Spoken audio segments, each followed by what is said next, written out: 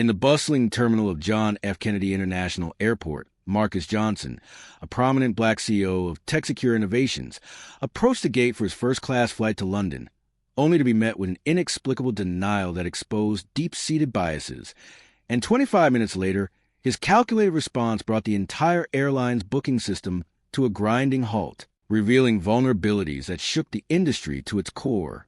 Marcus Johnson stepped up to the gate agent, his boarding pass in hand, ready for the transatlantic flight he had booked months in advance. As the founder and CEO of TechSecure Innovations, a leading cybersecurity firm based in Silicon Valley, Marcus had built his company from the ground up, turning it into a multi-million-dollar enterprise that protected some of the world's largest corporations from digital threats.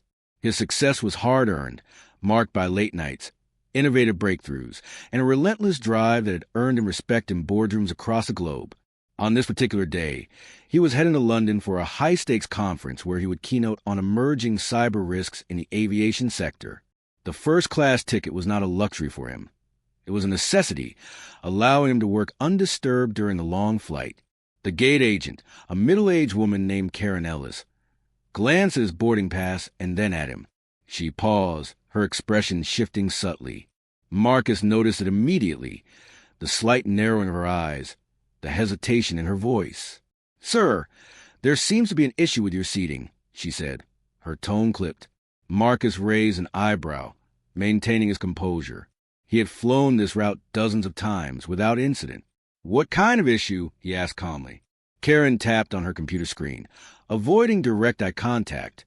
"Your upgrade to first class hasn't processed correctly. You'll have to take a seat in economy." Marcus checked his phone, pulling up the confirmation email from the airline. It clearly stated first class, seat 2A. He showed it to her. "This is my confirmed seat. I paid for it in full." Karen shook her head. "The system shows it's been reassigned. Policy is policy." Other passengers boarded smoothly around him, some casting curious glances. Marcus felt a familiar frustration rising. At 42 years old, he had encountered this before. Subtle denials, assumptions based on his appearance rather than his credentials.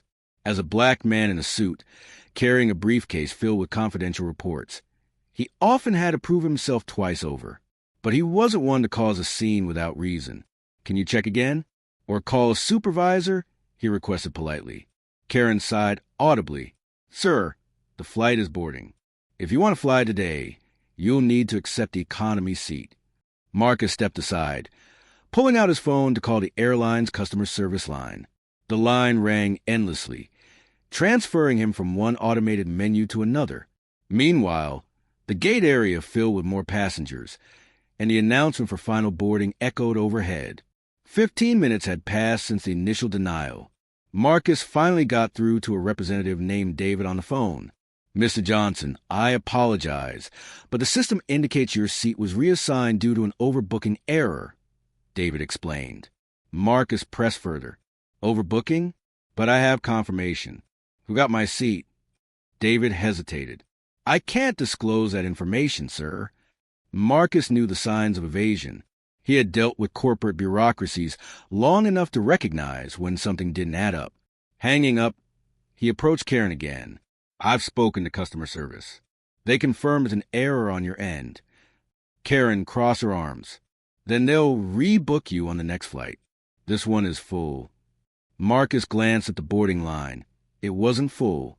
A white businessman in a similar suit boarded without issue, flashing his first-class pass. The denial stung, but Marcus channeled it into action. He wasn't just any passenger. He was a cybersecurity expert whose firm had audited systems for airlines before. TechSecure had contracts with several carriers, identifying vulnerabilities in booking and reservation software. As he stood there, denied his rightful seat, an idea formed. He opened his laptop, connecting to the airport's Wi-Fi. His fingers flew across the keys as he accessed public-facing elements of the airline's website, the booking portal that millions use daily. Marcus wasn't hacking. He was testing for flaws he suspected existed, based on industry reports he had read. In his line of work, ethical penetration testing was routine, and he had the tools at his disposal. 20 minutes into the ordeal, Marcus discovered a glaring vulnerability in the airline's booking system, a SQL injection flaw in the search functionality. It was a basic error, one that any competent developer should have patched years ago. By inputting a specially crafted query into the flight search bar, he could expose database tables. He didn't exploit it fully yet. Instead, he documented it, taking screenshots and noting the potential for data breaches. But the denial at the gate fueled his determination. He composed an email to the airline attaching the evidence. As a cybersecurity expert, he wrote, I must inform you of a critical vulnerability in your system. If not addressed immediately, it could lead to a shutdown. He hit send, copying regulatory bodies like the FAA and cybersecurity watchdogs. The gate agent announced the doors were closing. Marcus watched as the plane pushed back without him. He had missed a flight, but that was the least of his concerns now. He headed to a nearby lounge, his mind racing. The email had been sent 5 minutes ago, 25 minutes since the initial denial. His phone buzzed with a response from the airline's IT security team. Mr. Johnson, we've received your report. Can you provide more details? Marcus replied swiftly, outlining the exact steps to replicate the vulnerability. But he didn't stop there. Knowing the urgency, he demonstrated the flaw responsibly by triggering a controlled alert in their system, a script that flooded the booking portal with dummy queries, simulating a denial-of-service attack without causing permanent damage. Within moments, alarms blared in the airline's command center. The booking system, relying on outdated servers, buckled under the simulated load. Reservations halted. Customers trying to book flights online received error messages. At counters across airports, agents stared at frozen screens. The entire network ground to a halt, not because Marcus had maliciously hacked it, but because he exposed its fragility in real time. Panic ensued in the airline's headquarters. Executives scrambled, pulling in their IT teams. The CEO, alerted by Marcus's email, called an emergency meeting. Who is this Johnson? He demanded. A quick search revealed Marcus's credentials. CEO of TechSecure, a firm they had ironically considered for a contract bid last year. Marcus sat in a lounge, sipping coffee, fielding calls from reporters who had caught wind of the disruption. Social media exploded with complaints. Can't book my flight. What's going on? One user posted. Another, airline down. Hackers? But it wasn't hackers. It was one man stand against injustice, amplified by his expertise. The airline stock dipped 3% in after-hours trading as news spread. Regulators reached out to Marcus, praising his responsible disclosure while questioning the airline's negligence. By evening, the airline issued a statement. We are experiencing technical difficulties with our booking system. We apologize for the inconvenience and are working to resolve it. The next day, Marcus boarded a different flight, first class, comped by the airline after a personal apology from the CEO. But the story didn't end there. Investigations revealed that the gate agent's decision wasn't just an error. Internal emails showed a pattern of reassigning seats from minority passengers to preferred clients. Karen Ellis was placed on leave pending review. Marcus's actions sparked a broader conversation about bias in the travel industry and the importance of robust cybersecurity. TechSecure landed a major contract with the airline to overhaul their systems, ensuring such vulnerabilities and denials wouldn't happen again. Marcus Johnson reflected on the incident during his flight to London. He had turned a personal slight into a catalyst for change, proving that one individual's knowledge and resolve could dismantle systemic flaws. The airline's booking system was back online within 48 hours, stronger than before, but the lesson lingered. Deny someone their due, and the repercussions could echo far beyond a single flight. As the story unfolded further, details emerged about Marcus's background that added layers to his response. Born in Chicago to working-class parents, Marcus had excelled in school despite facing discrimination from teachers who doubted his potential. He earned a scholarship to MIT, where he majored in computer science, graduating at the top of his class. His first job at a tech startup exposed him to the world of cybersecurity, where he quickly rose through the ranks by identifying breaches that others missed. Founding TechSecure in his late 20s, he focused on ethical hacking and vulnerability assessments, building a team of diverse experts who shared his vision of a safer digital world. The airport incident wasn't isolated. Marcus had faced similar treatment before, being pulled aside for random security checks, questioned about his business class tickets on other airlines. Each time, he documented it, using it as fuel to advocate for equity in tech and travel. In interviews following the event, he spoke candidly. This wasn't about revenge. It was about accountability. If a system denies access unjustly, whether it's a seat or a secure network, it needs to be fixed.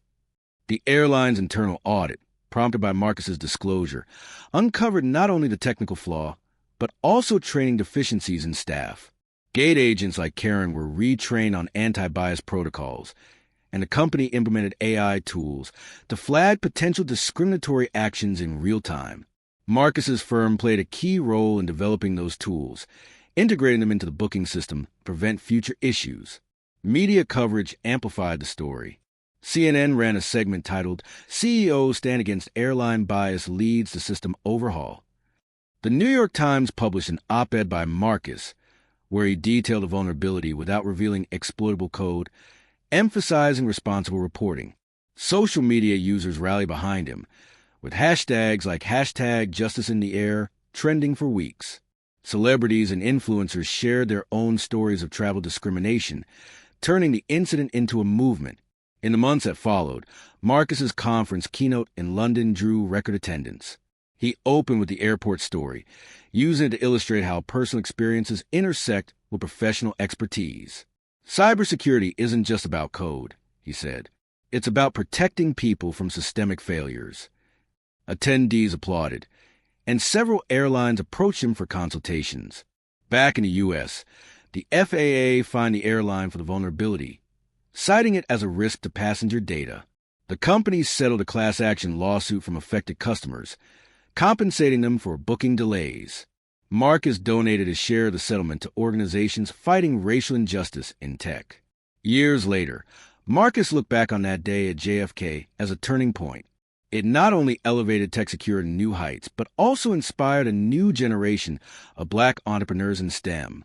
His story became a case study in business schools, teaching that leadership means standing up, even when denied a seat at the table or in first class. The ripple effects continued. Competitors in the airline industry conducted their own audits, patching similar flaws. TechSecure expanded globally, opening offices in Europe and Asia.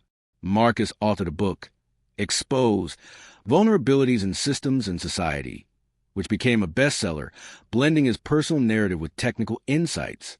Karen Ellis, the gate agent, eventually left the airline. In a rare public statement, she acknowledged her role, saying, "I regret my actions and have learned from them." Marcus forgave publicly, focusing on progress rather than punishment.